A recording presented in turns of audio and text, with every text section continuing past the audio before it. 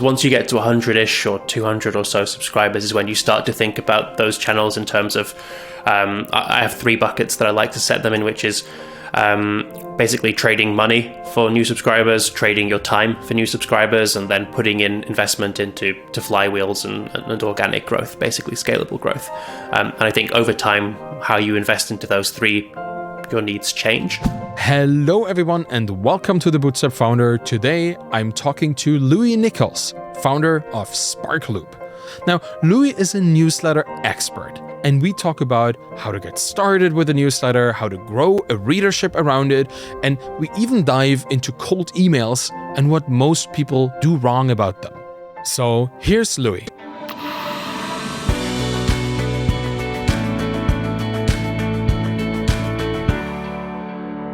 Why did you build SparkLoop? That's one of the things that I always wanted to know, really, for this. Because SparkLoop is a newsletter recommendation tool in a space where people are constantly complaining about being saturated with newsletters. That's just how I feel about the whole newsletter space. A lot of complaints. So why choose to build a software as a service product in that space right now?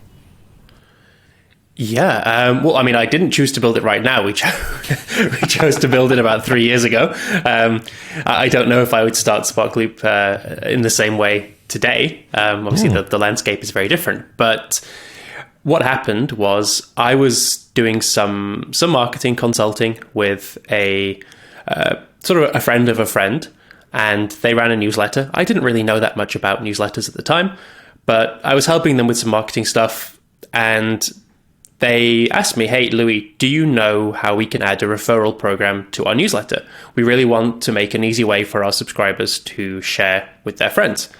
And I thought, well, that's just such an obvious thing that must exist. So I'll Google. And I Google and nothing really comes up. So I think, okay, who would know about this? And I reach out to my friend, Manny, who is now my co-founder at SparkLoop, who ran a pretty successful referral tool, like a generic referral tool called Referral Hero. And I thought, well, maybe Referral Hero does this. If it doesn't, he'll know where I should go, basically, or where my client should go. So I ask him, and he says, yeah, we don't really do that. That would be kind of difficult and a lot of manual work to make it happen. I don't really know anyone else who does this. I can't recommend you anywhere. But it's kind of funny that you say that, because you're the third person who's asked me about this week. Uh-huh. Interesting pattern there. Maybe we should take a quick look.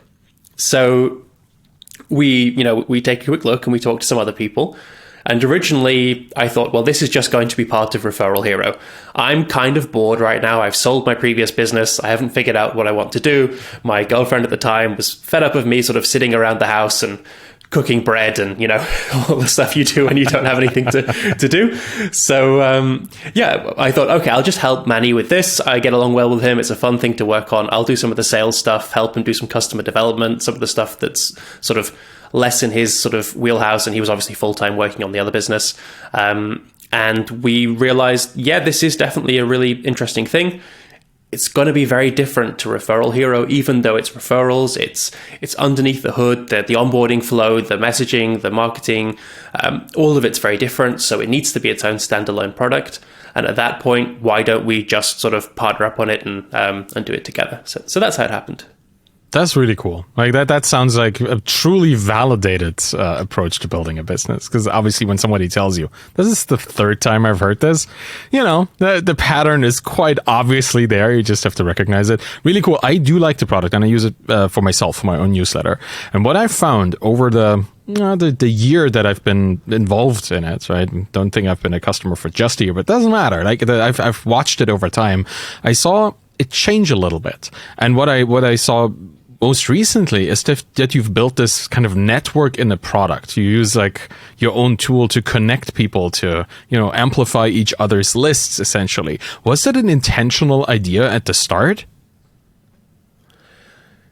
It wasn't an intentional idea sort of on day one of SparkLoop, because SparkLoop wasn't an intentional product at all, at least from my point of view. I can't speak for my co-founder. Maybe he had secret grand plans that he never told me about, but at least from my point of view, it was more of a, hey, these are some people I really like working with. Here is an obvious problem with no obvious solution. that we're really in a good place to solve better than everyone else because we have all of this huge advantage from Referral Hero, basically. So we jumped into that and we started it. And the focus for us and the focus for me as a founder with all the businesses that I've started has never been on like solving a problem. I really don't care about solving problems. What I care about is helping people and helping people to achieve a specific outcome or result, right? So when I went into that, I was just thinking, how can I help these newsletter operators grow their audiences, monetize their lists, basically just be more successful in business in ways that's easy for me to do and that no one else can help them do. So it was really obvious to sort of, we're starting with referrals, but I'm not trying to build the best referral product. I'm trying to help you get the best results for your newsletter. So what are the ways that we can help you do that? And there were some parts of it that we saw happen sort of organically. Like we saw, for example, people using the core referral tool to say, well, I don't want to give you a t-shirt for 10 referrals or, stickers for 5 referrals or something. What I want to do is take this referral link and I'm going to give it to another newsletter. And I'm going to use it to track how many subscribers they send my way when they recommend my newsletter in their newsletter. Because this is the easiest way to track that, directly and be confident that the results are real, basically. So I saw people doing that and I was talking to customers a lot and I thought, well, that's interesting. It's useful. They're using the product in a way that it's not intended to be used, presumably because there's no other better way of doing this. So let's dig into it. And then we found, okay, there's a huge opportunity to do this. So we built that out and then we expanded that sort of logically based on what people were asking for. And that's just sort of how it came to be, really. It was just watching people use the product, trying to stretch it and really listening to what they were hoping for. I think that's a great strategy. Like the fact that you validate new feature ideas through this emergence of how people use a tool. I mean, that presupposes, I guess, that you build a tool that is flexible to be used. And that flexibility, I think, is in the product by just having links be the main feature of it, right? I did wonder about this. How did you validate Upscribe, right? Your cross-connection upscribing feature. But this sounds like you just saw people using it anyway, and you just kind of formalized it into an actual feature. Is that right? Yes, yeah. I mean, Upscribe was a little different because it wasn't something that they were already doing.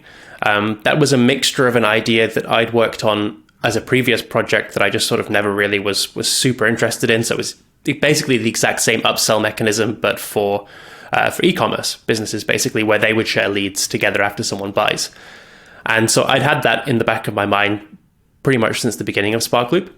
But I was just waiting for the sort of the right time and to see if that was something people would be interested in using, right? So it's more seeing opportunities and really understanding the business. And I don't think you need necessarily to you don't need people to be using your product in weird ways to find the opportunity. If you're close to customers, if you're talking to customers and they get on a call with you, you're not just talking about your product the entire time. A lot of the time they're asking you questions because they say, hey, you sit down all day, every day, talking to people who are a couple of steps ahead of where I am as a newsletter operator. Probably at this point, there are very few people who've spent more time talking to lots of different newsletter operators than I have over the last couple of years. I mean, really, it must be a handful at most who've spent this much time doing it. So they're saying, you have all this data, you have all this insight. What tool should I be using for this? How are people doing that? Do you have any idea how I can solve this? And then you get all of these sort of opportunities where people are saying, look, I have a problem here, I have an issue here, I don't know data here, I'm losing money or losing opportunity to make money here. And you can just sort of connect the dots, ask more, and decide what you want to be helpful with. Mm-hmm. So I guess, having talked to these many hundreds, if not thousands of people, that gives you kind of an indication to who you can trust to use your product the right way, right? Because I was wondering, how do you even maintain customer quality in a network in product kind of business that you have? Because, adding a bad apple to this community of people who want to legitimately build newsletter lists, that would be a problem. How do you kind of vet people? That's a great question. And we are early and we probably don't have all the right answers yet. So what I default to is to be slightly too cautious and to do things manually for as long as possible until it becomes impossible, right? So we've built a situation where there's a manual approval system. You have to be, a real human on the SparkLoop team who knows newsletters, will take a look at your newsletter, will ask you questions. And it's quite easy with a newsletter. I mean, there's a history of what you've written. You can see whether people like it. You can see if it's good. It's very difficult to fake a newsletter. It would be a very weird thing to do just to get access to the networks so that you can send people new subscribers. It's I mean, I'm sure someone will do that. There are weird people who try to break things all the time. It's a weird place, the world. But yeah, it's. I think the human touch is probably the way we do it. That's kind of the human touch in general is why I think newsletters are so interesting, because there is an actual person there, and your tool gives another layer of like credibility and authenticity to people because they come from a vetted community. I quite appreciate that. Let's talk about newsletters a little bit, because I run one, you run one, like you see many people run many newsletters. I want to encourage people to build an email list, because I just think it's the best way to kind of de-risk your platform dependencies and to build something that you own in a sense of that you have access to. And over time, nobody can really take that list away from you unless you're too lazy to export it and your email service provider goes down, but there are ways to own the list reliably. So when somebody is starting out building a newsletter, what are reasonable expectations that they should be setting for themselves to not burn out on it, or to not, overshoot the reality that is out there in a field where, like I said in the beginning, there is quite a saturation in many industries? There is a saturation of newsletters. There is definitely the opposite of a saturation. I'd say a dearth of quality newsletters. I think because a newsletter is really, it's not information, it's not news, it's someone's point of view, it's their perspective, it's their opinion, it's their relationship with that specific person, right? And that's, each of them is unique. So I don't think there are too many newsletters, and I don't think people get annoyed by having good quality newsletters. I don't really know anybody who has too many newsletters in their inbox. What they have is a lot of newsletters in their inbox that just are sort of, not really well thought out summaries of links to blog posts they've written over the past week or two, right? Or someone else has written, but not particularly well curated stuff, which is, no shame to them, but you know what I mean? There is, it's not the case that like there's too many newsletters, I don't think. Setting expectations is a really interesting challenge, because on the one hand,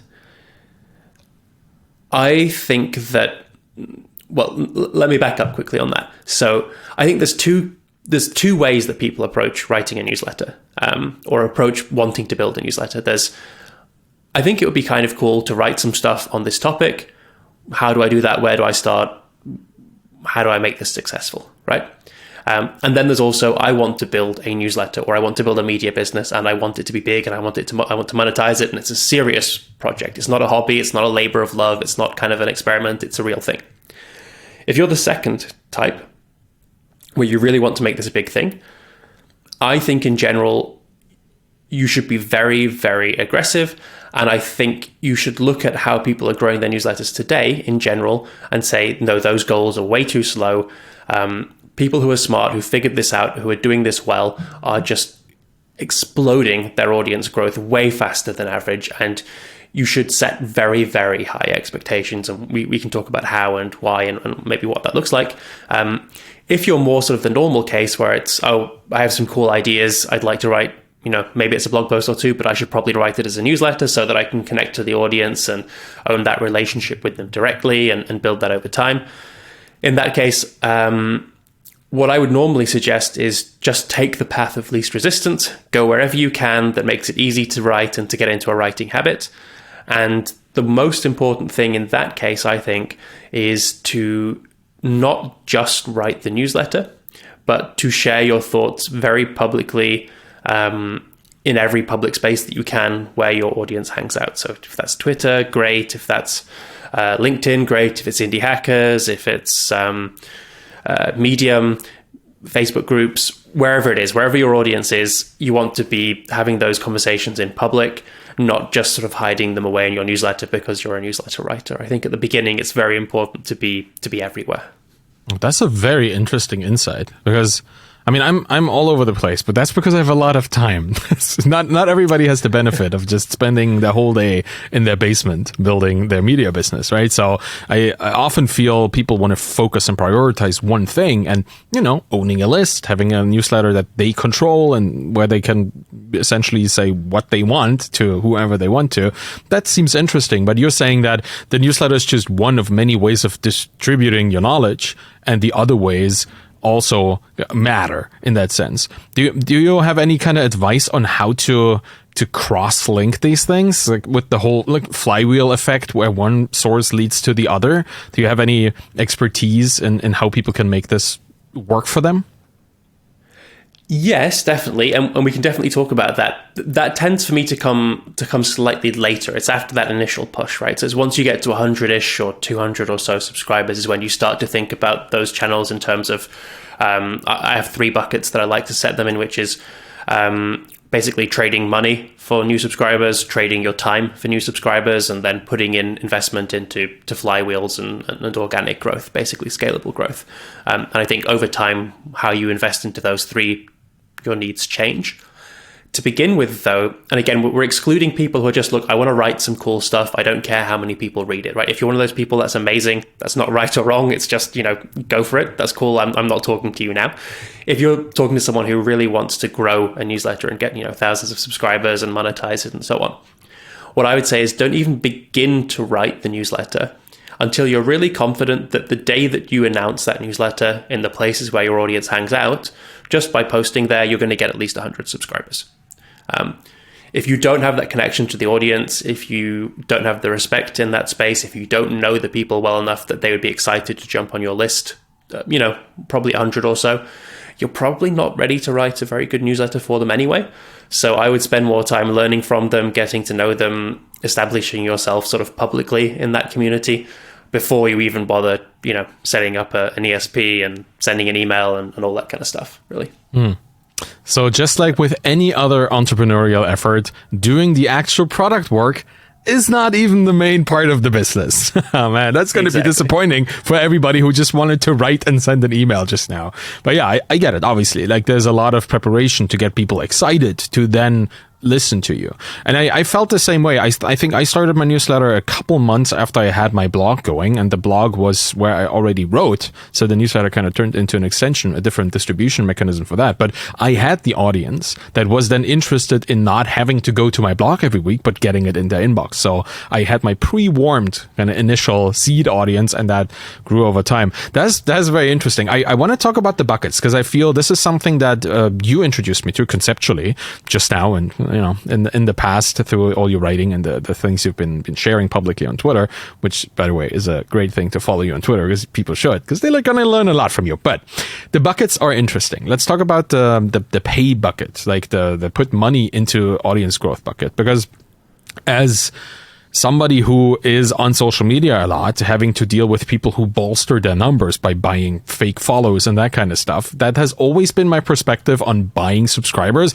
It's totally wrong. Obviously, it's not. Obviously, it's a continuum. It's a spectrum.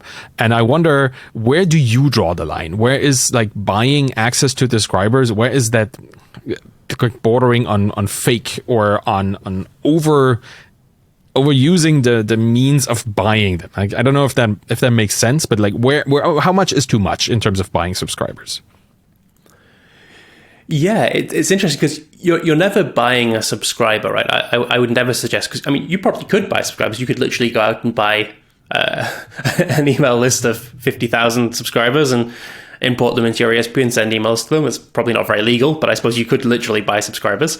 I've heard some rumors, actually I won't share them, but some surprisingly popular large newsletters did do that in the early days, and they never talk about it, but you know who you are. I won't name any names. So actually, that is something that people have done. But I think when you talk about buying subscribers, what you're really talking about is sort of buying their attention for a second, right? You're buying the opportunity to get in front of them with something interesting.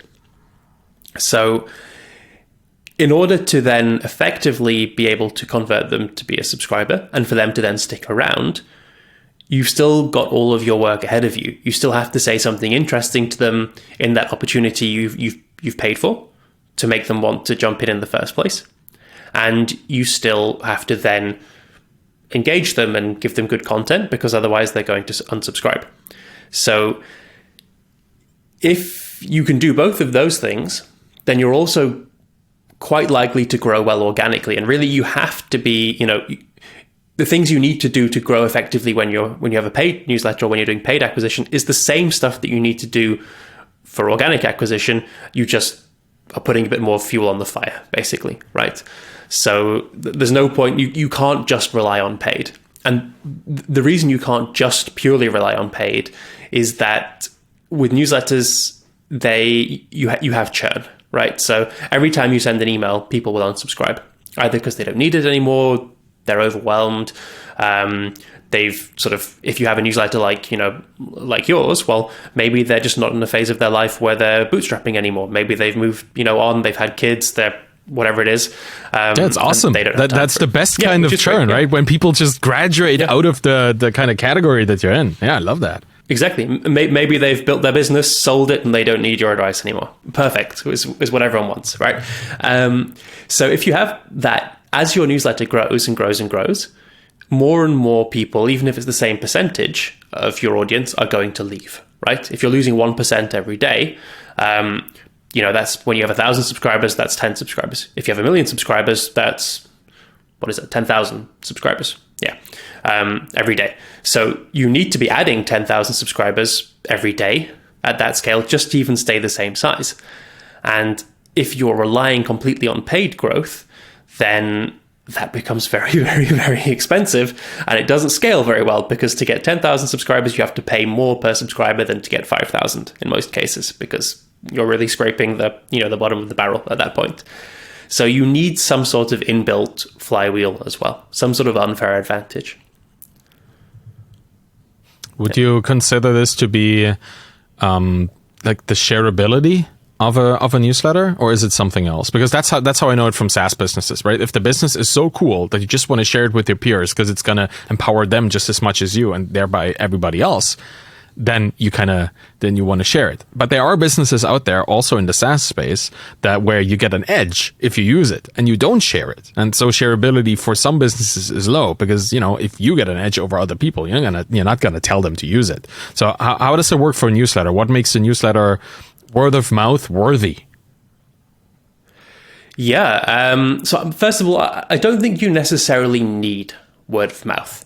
I think for most newsletters, that probably is your opportunity to have an unfair advantage, is making a newsletter that's so good and having an inbuilt mechanism, whether that's referrals or just sort of an intrinsic motivation to share, that people do. I think that's the one that pretty much every newsletter, unless you have unless your newsletter is around like weight loss or job hunting, really those are the only two categories I've seen where referrals and word of mouth hardly ever works. Everything else, you almost need a strong word of mouth component if you want to grow past a certain point. That said, you could also just have some other unfair advantage that's scalable. For example, you could be amazing at SEO. You could be partnered with a business or newsletter that just has huge amounts of traffic and can send subscribers through to you. You could be a very prolific creator on Twitter or LinkedIn or Instagram or TikTok or wherever, and just have so much organic, traffic and so many organic eyeballs on you that you can use that to get your newsletter growing. So there are different ways you can do it organically without having to pay. But you need some kind of unfair advantage. And the one that is most sort of reliable and that everybody can do, especially with a newsletter, is, I think, word of mouth. Mm. Yeah.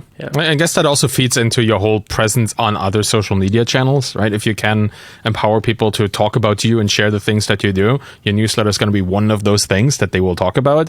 I think that is something that I see a lot of creators do pretty well. Like they just they use they use reviews that people give freely, like without being asked, as means to get more subscribers, and then people use that review itself to explain what that newsletter is to other people. So I guess getting reviews is an interesting thing. That we should talk about that. Like how would you, as I'm a person who wants to get reviews on the newsletter, and I don't get many because people just read them. They send me emails telling me, oh yeah, this was great, but they don't talk about it on social media. How can I kind of encourage them to do that? Yeah, so I mean, you have, if you want private reviews, normally you would do that in the context of just asking them to reply directly, right? So I think in the welcome sequence is often the best place to do that. It's an interesting one because it's good to collect that information. I often like to do it with a simple sort of yes or no sort of feedback poll. You know, what did you think about this article? What do you think about today? Just click on this link. And then when they click on the link, if it's a good one, obviously you ask them to say a few words in a text box that they can fill in. If it's a bad feedback, you ask them why, so that you can improve, hopefully. And yeah, that's one way of getting sort of that private feedback. I think if you want people to share publicly, there's a couple of things you need to do. Firstly, the most important thing probably is to have a culture of sharing in place. So if your newsletter subscribers see other subscribers sharing publicly, saying it's amazing, and see you thanking them for it, and just that becomes sort of like the expectation. That becomes the culture of your newsletter, basically. And it just feeds off itself. That's why it's always so important with a referral program, for example. If someone wins a prize or something, you should always try and get a photo of them with the prize. You should include that in the newsletter. You should say thank you on social media as well. Just really build in that sort of feedback loop and make it really like the expected thing that everyone else is doing, right? It goes back to all that nudge theory stuff from like what it was like 10 years ago.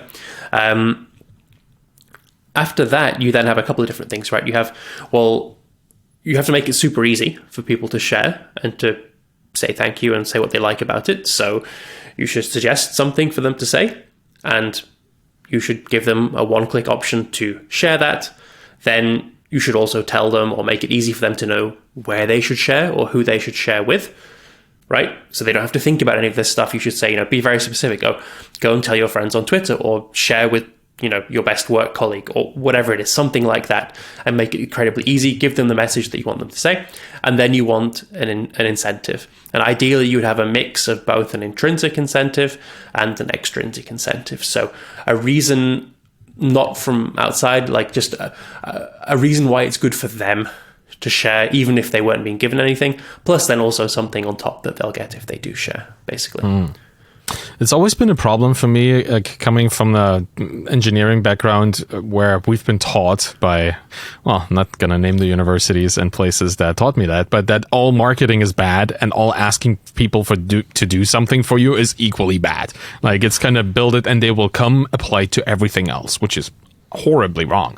So I always struggle a lot with asking people to give me something in return for something that I gave them, which is why I don't have anything like this in my newsletter, because I fear probably in a very subconscious, on a very subconscious level, that just asking them will make them not like the work that I put in there. How can I overcome this? Like I know and I'm almost there, but I still don't have it in my newsletter. How can I make this an easy choice for myself as the creator to make asking people easier for me?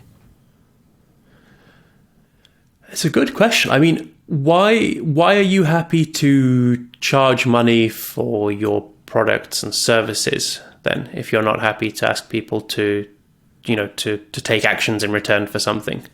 Yeah, it's a very, I know that this is a mental model that is kind of wrong that I have of my regular work, my writing every week. I feel like with the books and with the course, there's been this kind of discrete event, right? You build the thing, you finish it up, you edit it, you polish it, and then you put it out. Obviously, I did all of this in public, so I know that work in progress stuff is perfectly fine and people are happy with it. But for this kind of periodical that my newsletter is or my podcast, I have a hard time asking, it's so bizarre, bizarre. I have no problem asking for sponsors. They pay me money to be in there. Yeah. But I have a hard time asking the individual reader to give me some of their credibility towards their audience. It's kind of bizarre. I don't know.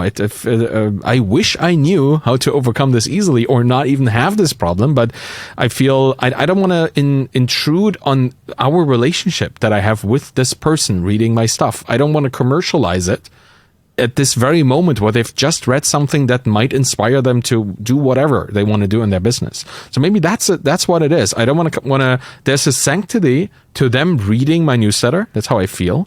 Where I'm very grateful for them spending 10 to sometimes 20 minutes going through the whole thing that I came up with that week. And then I don't want to cheapen it. That's my perspective. But is it cheapening the experience? What do you think? Oh, I mean, I'm sure there are ways that you could make it cheapening the experience, depending on how you would incentivize people, right? Yeah. Definitely. I don't think those would be particularly effective. I think, so with your kind of newsletter, I mean, if you think about it sort of from the creator's perspective, you've invested a lot of time into creating something really useful for these people, and it's free. And you want to get it in front of more of the same kind of person to help them. So this person has now received this really useful, really interesting article from you, completely free. You're not saying you have to go and share this. You're not saying you have to pay for it. You're not saying, you have to do this. What you're saying is, look, if you enjoyed this, if you know someone else who would find this helpful, it would be great for me if you would help get this in front of them. It would be a nice, kind thing to do for them as well, to put this in front of them. And it would just mean a lot to me. If you want to say thank you to me, I don't want you to give me $5 via a tip jar. I don't want you to, whatever else they could do, purchase something. I would just really appreciate it if you would share it with someone who's going to get value out of it. I don't want you to put your credibility on the line. Definitely not. I don't want you to say something that's not true. I don't want you to annoy people in your audience. I just want you to know, if you have an audience that you think would find this fun, even if you literally just DM one or two people who you know are working on something similar and would get value out of it, why not share with them? It's good for them, it's good for everybody, and it's a really nice way of making me feel good about making this content. I don't think there's anything... I mean, there is nothing wrong with that. I mean, I can understand sort of the mental hurdle of feeling like you're maybe asking something, but I don't think there's any real issue with it. Yeah, because there's also a relationship that we already have, right? It's not just that they click the thing and then click the confirmation email. They willingly read the thing before, and they have for often weeks, months, sometimes years been reading my newsletters. I think that what I have to overcome is the fact that it is fine to ask. It is not fine to force, to push, but it's fine to just ask, right? Because what's the problem with that, really? And I kind of want to transition to another topic here, because it just came up in my mind, because we were just talking about having a relationship built already and having people transact. They read, I send, they read, I send, back and forth, and we're building this rapport with each other. I would call this a very warm, maybe even a hot relationship, because there's this constant thing going on. But there's one thing, which is quite the opposite of that I really, really don't like, and it's also email related. It's the cold email. I kind of want to talk to you about this, because you probably have some experience in what makes a good or a really bad cold email. And one question that I always wanted to ask you over the last couple of months, I've been thinking about you as the person that could probably give me the best answer to this, is why do people send emails that they wouldn't open themselves? What is going on in our marketing community with that? It's a good question. So I don't send emails that I wouldn't open myself. I don't think many successful people do.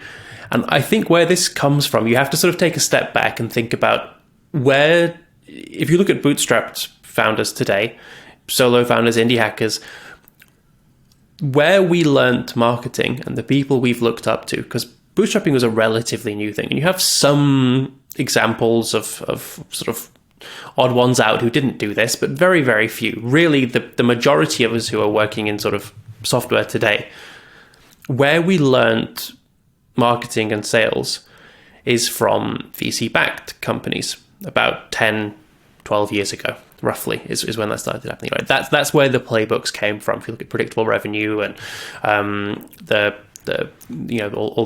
blanking on the names of the books, but Gabriel Weinberg's book and all those traction and all those different books, right? It's all from those sort of VC-backed playbooks where they had a very particular challenge. Someone gives them a bunch of money and says, you've got to show results in X months so that you can raise more money, so that you can then show more results and have more money to show more results, right? So you're on the clock then. And the rules that apply to you there don't apply to us with more calm, bootstrap businesses. Because what you have to do in that market, if someone gives you $10 million and says you have 6 months to get as many customers as possible, the logical thing to do is to email everybody who might even possibly be a customer and just spray and pray and hope that you hit that 1% who are ready to convert today. Totally makes, it's not really ethical or moral, but it makes sense from like a logical business perspective to do that if that's your goal, right? Obviously for us, we're not trying to do that. We're not trying to annoy 99% of the market and get 1% to buy, right? That's not very useful for us long term with our businesses, but we don't know any better, right? If you go and look for cold email examples, it's from the people who were doing it back then. So that's really, I think, where it comes from for us. And then also you'll have, scammers and people who are offshoring and they just have to do the spray and pray because they don't have any other way of doing it, basically. They don't have any way of prospecting or qualifying. It's just how their business models work. That's funny how you mention like the VC world as the origin of this. That makes a lot of sense. Like if you think that a successful business will be 1 in 100, then you have no problem emailing 100 people and only expecting 1 to convert. That's very different for people who want to build like sustainable revenue focused businesses where every potential interaction is important. Not just because you might make money, but just for the social trust that you might establish even with the person that you treat well when they say no. And them talking to their peers. I think the email blasts like this, they just destroy so much more than they do good for you if you write cold emails as a founder. And I thanks for saying this. That makes a lot of sense to understand where this is coming from. And it probably also explains why all cold emails look the exact same, right? Like the people all using the same weird handbooks from the late 90s. Is that what it is? I mean, they're changing, right? So cold email has diverged over the last, I want to say probably since about 2016, and it's going in 2 directions. So firstly, just quickly on that, the reason that all cold email annoys you and looks terrible is because I'm not picking on you here, but it happens to me too, happens to everybody. You only notice that something's a cold email when it annoys you and feels terrible, because that's how you expect to feel when a cold email hits you. So someone DMs you and they're like, I don't know you, but hey, I'm working on this thing and I heard you talk about this on the podcast and it's really cool. Can I send through a demo or something? That's not a cold email to you. That's some guy who listens to your podcast and wants your feedback and you think it's really cool, but it is a cold email. It's just a good one, right? Yeah. So it's not the case that it's the same thing as like all advertising doesn't annoy you. You buy stuff from ads all the time. It's just the ones that you see and recognize as advertising are the ones that annoy you. So you think they all annoy you, right? It's the exact same thing. But when it comes to cold emails, right? Yeah. Exactly. Yeah. Well, it's not even just obvious. It's just the ones that are bad, right? You notice advertising when it's bad, or you notice it as advertising, either when it's bad or when it's spectacularly good in a way that's meant to make you notice that it's good advertising, basically, right? But yeah, when it comes back to cold emails, it's basically splitting up into 2 ways. So on the one hand, it's the approach that I really prefer because it's what I'm better at, and I think is slightly just better for the world in general, which is to say no outreach should be cold outreach. It should become warm outreach. So you should learn a lot more about the people you're emailing or messaging. You probably shouldn't be emailing them in most cases. You should be messaging them somewhere else.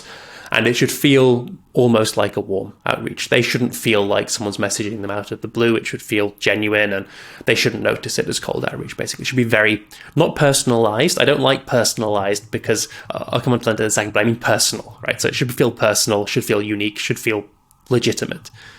The other approach is to say, we're going to go into this arms race of escalating personalization, basically. where you try and trick people. So it started in like 2012, 2013, where it's like, hey, first name, how are things going at company, right? And that was kind of new and exciting. So people thought, oh, this person must really know me. And then, of course, now everyone's cottoned on, and you're probably better off not mentioning that stuff, because as soon as someone says, hey, first name, reaching out to you at company, you know it's a cold email, you know they haven't looked at it, because no human speaks like that, actually. So it's almost backfired. So now they've moved on to including like artificially generated images, right? Or it's like a screenshot with their name on it or something, which again worked for a while. People got wise to it, so they've had to escalate that now to videos that are dynamically generated, where the name is inserted with, you know, the text to speech with the person's voice and all that kind of stuff. So they have to keep escalating that sort of arms race, and they're going to reach a point where, well, either AI can successfully do cold outreach for us, which I doubt is going to happen anytime soon, but I'm not an expert, or, you know, you're going to get diminishing results there. And all the time, the same people who've just been plodding away and actually understanding their audience and doing personal outreach have been getting really good results. Mm-hmm. Yeah. The emails that I look at are the ones that don't feel personalized, that the ones that feel personal. I think that's a big distinction that it feels hard to accept as a technologist, right? Because everything we do, everything we touch is like, can we automate it? Can we turn this into a process that we can like outsource to some technology somewhere? And then in the end, it's really not about that. It's about building a relationship, building a warm connection to a person, and using the tools we have to amplify it, instead of like overcoming it, right? You don't want to not have that connection. You want to keep the connection, but you want to use the tools to make it easier. Thanks for that. That's a really good distinction. That makes a lot of sense. If you're doing cold outreach today, this is something I used to say I used to teach a course on sales for founders, mainly for technical founders. And what I used to say was the actual message component of your outreach probably is only really affecting about 20% of the outcome. It's really not the most important part. It's all of the context around that message that is important, which is why if you're reaching out, say if I'm reaching out to you and I email you from louis@sparkloop.app, and let's say we don't know each other, right? Pretend this is a horrible world in which we've never become friends, and yeah, that would suck. The bad timeline, the darkest timeline, right? So let's pretend that for a second. So I email you from louis@sparkloop.app. You don't know who I am. Maybe you haven't really come across SparkLoop before for some reason. It could be a really good message, but you're not really giving me any credibility. I'm in your inbox. It probably means I want something from you. Other things are in your inbox. There's not much context to me. If I DM you on Twitter, you're going to go in and you're going to see, oh, there's this guy. He's on Twitter, so he follows me on Twitter. That's kind of cool. He's been following me for a while. Really interesting. Maybe we've interacted before with a like or a comment or something, but in a genuine way, that comes across, and you don't remember me, but sort of there's a good impression there. And so you check out my profile and see, what does this person want? And again, you don't follow me. We don't know each other, but you see, 10 people that I follow and I really respect follow this person. You're going to read my message to the end just in case, basically, in case you're missing out on something that's a friend of a friend and they've told you to recommend them, or there's credibility there. And I think that's the key part, right? It's that the context of the message is so much more important than the message itself. So a good message is never cold. It's always like swimming in this lukewarm kind of contextualized world where you kind of know, or at least you have a way to backtrack to a person that you know and trust. And so like social trust is everything, right? Establishing the kind of peer-to-peer trust system which is why cold email to me obviously does not include the things that are not cold, right? The messages that people send in a smart way, because I know that people send, like my inbox is usually other people's to-do lists. I'm aware of that. That's how it works. But if I know that I can help them, they can help me, it's a whole different conversation than hello, first name in weird brackets, right? With the font of my name and my business is different than the font of the rest of the email, that kind of stuff. It's kind of, it's low effort, you would call it that, and also no connection. And where there's no connection, I don't want to build one. It's kind of up to them to build one with me before they ask me something. Yeah, makes a lot of sense. I would like to get to the connection thing again, because I wanted to talk to you about owning the list. That's something that you hear all the time, own the list, own the list. What do you think about platforms out there like Review or Substack, these kind of things? And with Review in particular, as it is winding down, supposedly, like, the platform is supposed to go away. Do you think it's a risky thing for people to use these kind of all-inclusive platforms? Is that something that you see as a potential platform risk, where email supposedly was like not prone to be risky in that regard? What do you think about these platforms? Oh, we're getting political in my space. I need to be careful here. Be careful. Don't want to annoy anybody important. No. Okay. So no, I'm joking. So, I mean, Review is winding down now, right? So I think there's shades of grey here, right? It's not black and white. I think in general, if you're just starting out, just go with whatever. It doesn't matter.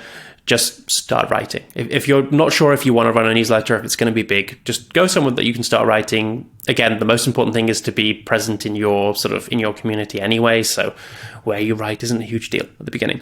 That does change. That changes later. If you know you want to build a newsletter business, you really want to choose a platform that's going to make sense for you, because what happens over time is what I call kind of like salami tactics or small cuts, right? If you choose an all-in-one platform, for example, and it doesn't do everything that you'll need later, you're never faced with this sort of decision point where this one small thing that you want to change right now is worth the effort of moving everything to this different platform that supports it. But over time, each week, each month, you'll be faced with 10, 100 over time of these small decisions, each one of them after the other. So it's never quite by itself justification to move, but you end up being 10 or 100 times worse off, basically. So that's like the business perspective on why you should be very, very careful with these all-in-one platforms, right? Is the water will be sort of slowly warming up and you won't be able to jump out because it's never quite a big enough temperature change to get you worried, but in the end you end up someone's dinner, basically. That's the business perspective. The sort of the worry about the relationship. So I don't think you own your audience. Obviously, you don't own really the list, but you own your relationship with your audience, right? You own those contact details, and you can decide what to do with them. And I don't think Review was an issue there, really. Obviously, now it's winding down. It's even less so because, I mean, they were just an ESP for all intents and purposes. They didn't insert themselves between you and your subscriber. They were very clear about that. It's your subscriber. You own the relationship. We don't email them on your behalf. We don't consider them our subscribers. That's fine. That's great. I think you need backups anyway, just in case something changes, like with Review, like when MailChimp, for example, for Russians, rightly or wrongly, just decided no Russians can get access to their MailChimp account and can't even export their subscribers to use them somewhere else. Yeah, that's an interesting thing they did. So you always want to have a backup.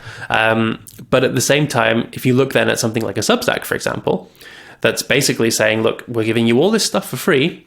And we have some very interesting language around, like, these are your subscribers, but we also kind of call them our subscribers. And we're a newsletter platform when you sign up, but we're also saying that we're not a newsletter platform.